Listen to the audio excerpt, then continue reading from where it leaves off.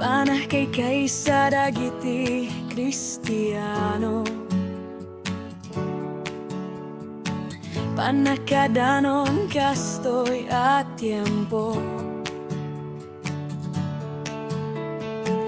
Nakaugalian at tradisyon ken kultura, mataginayon ragsak may sa pamilya. Dagiti dekorasyon apagilasinan, mangpadaig Pasko ay tayo ruramrambakan. Tamakatnig dagiti inted na sagut, panakay pasngay maladaga manubat. Gapu iti Christmas, Natal ti lubong, pagdali na en espiritu na itiag na nayon.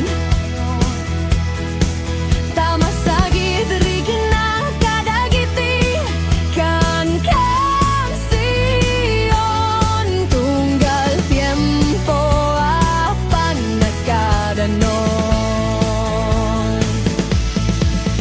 Naisang sangayang selebrasyon ti Pasko,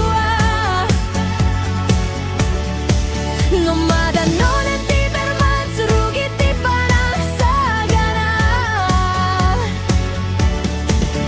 Kostumbre ni Pilipino, kasasaadang magipakita.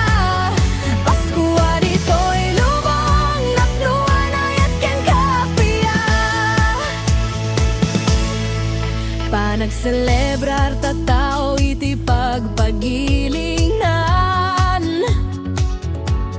nararaksak diso pagpasiaran, pagrambakan.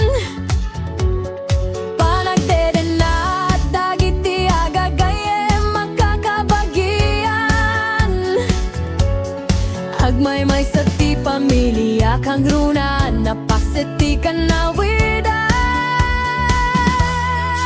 Gapu iti Christmas, Natal na ti lubong, pagdali na rin espiritu na itiag na nayon. Tama sa gidrig na kadagiti kan Siyon, tunggal tiempo apan nagkadanon. Naisang sangayan selebrasyon ti Pasko, numadanon ang ti bermon surugit ti panagsagana. Kostumbre ni Pilipino, kasasada mangipakita. Pasko dito'y lubog, napanayat ken kapia.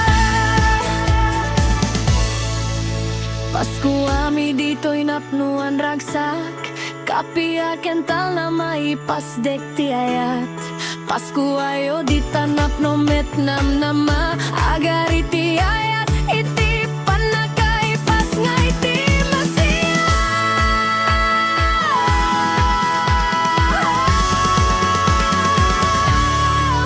Naisang sangayang selebrasyon ti Pasko,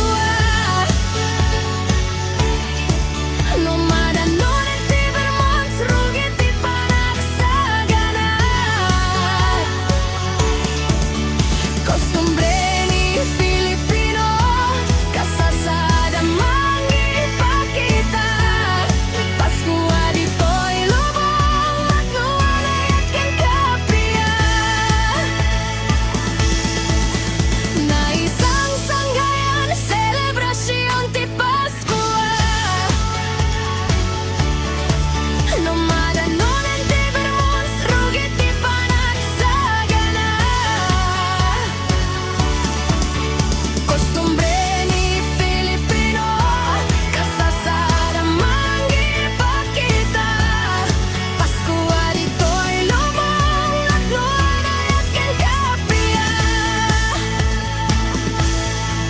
Pasko arito'y lubong napluan ay aking kapiyan. Pasko arito'y lubong